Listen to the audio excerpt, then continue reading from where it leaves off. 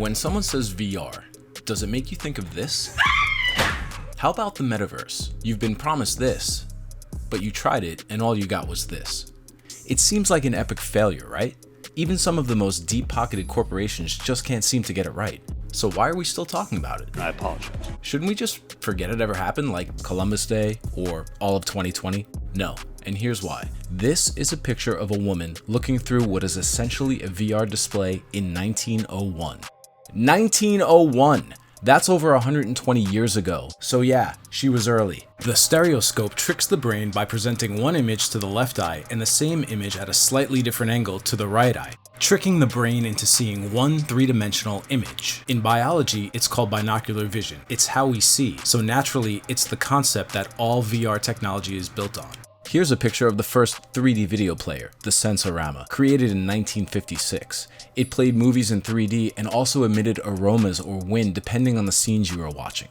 The point is, VR isn't a passing phase. Humans have been trying to enhance or alter reality forever. There's a phrase that's popular with investors: when in doubt, zoom out. So let's step back a little over 100 years ago, when the dream of flight looked more like a failure, and many wrote it off, relegating it to the realms of science fiction. Yet right now, some of you might be watching this video from inside an airplane that's 30,000 feet off the ground, and you're not even thinking twice about it. And you're watching it on your phone, which would have been crazy only like 30 years ago. It's Uncle Ralph, long distance from California. Last year's Metaverse hype cycle coincided with the peak of a crypto bull run, and what we got was euphoria.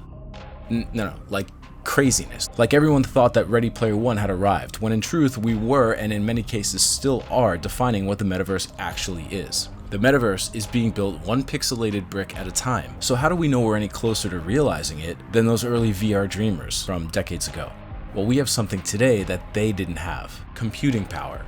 And not just that, but portable computing power, so the user can comfortably wear a headset without breaking their neck, as illustrated here in this picture of a man wearing a prototype headset in 1967. There's actually 24 VR headsets currently on the market. Out of all of these, the most popular is the Quest 2. Meta just came out with the Quest Pro, but that's geared more toward work and enterprise than it is casual gaming. It's $1,500, and I don't think it's necessary because the Quest 2 is more than capable, it's easy to set up, comfortable enough to wear, and they have a wide selection of games and experiences in the Quest store to get you started. Now, the Quest 3 is coming out, but not until later in 2023, so that's a whole year away. Now, the Pico 4 is really the only current challenger that the Quest has. It's new, so the tech is better, but if you're in the US, it's currently not for sale. Yeah, you can go on Amazon UK and buy it and ship it to the US, but you'll pay more and you'll get a smaller selection of games. If you really want more in-depth videos on VR hardware, click the link above. It's not even a link to any of my videos, but to a video made by Thrillseeker. There's a reason his videos get millions of views. They're really good, and he's been in the space a long time, and if you're getting into VR, you should follow him. And me too, of course.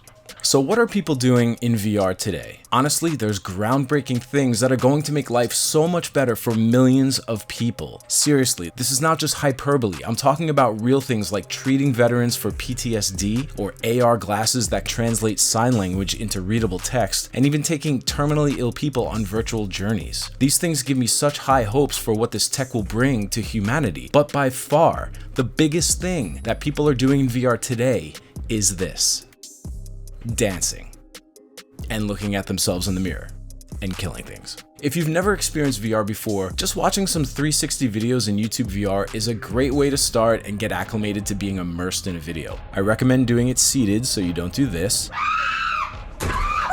And please don't start with horror if you have little kids around. Or do, it'll be really funny either way.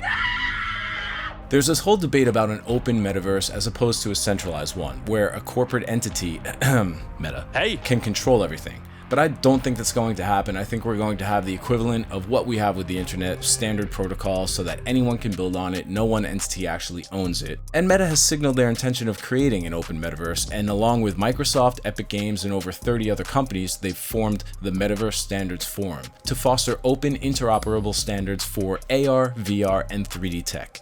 Now, I know, it's easy to hate on Meta. They've made mistakes with data privacy and making legs in the metaverse a bigger story than it needs to be. Legs! But what other company is pumping billions of dollars into VR, which will ultimately further the space and make that Ready Player One vision a reality, or a virtual reality, I should say? Perhaps Microsoft, who has now partnered with Meta. There's also Nvidia, who makes most of the chips and GPUs that run these machines. And who am I leaving out? Oh, right, Apple. Where are they in this? Are they skipping the metaverse party? No way. No, Apple has dozens upon dozens of patents when it comes to AR and VR, but you know that Apple won't rush to release something until it's ready. It's only a matter of time before mixed reality headset enters their product lineup, or perhaps even glasses. If Apple comes out with mixed reality glasses that are actually good, it's going to change the way we live, much like the original iPhone did in 2007.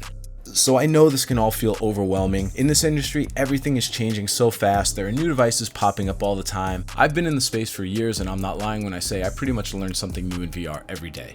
The easiest way to get into it is to put the headset on and just play. Go to VR Chat, go to YouTube VR, Horizon Worlds, dance in front of a mirror, meditate, play golf, see a concert, kill a zombie, climb a mountain, go to space, or just work from your desk. Try it and find the thing that feels like you.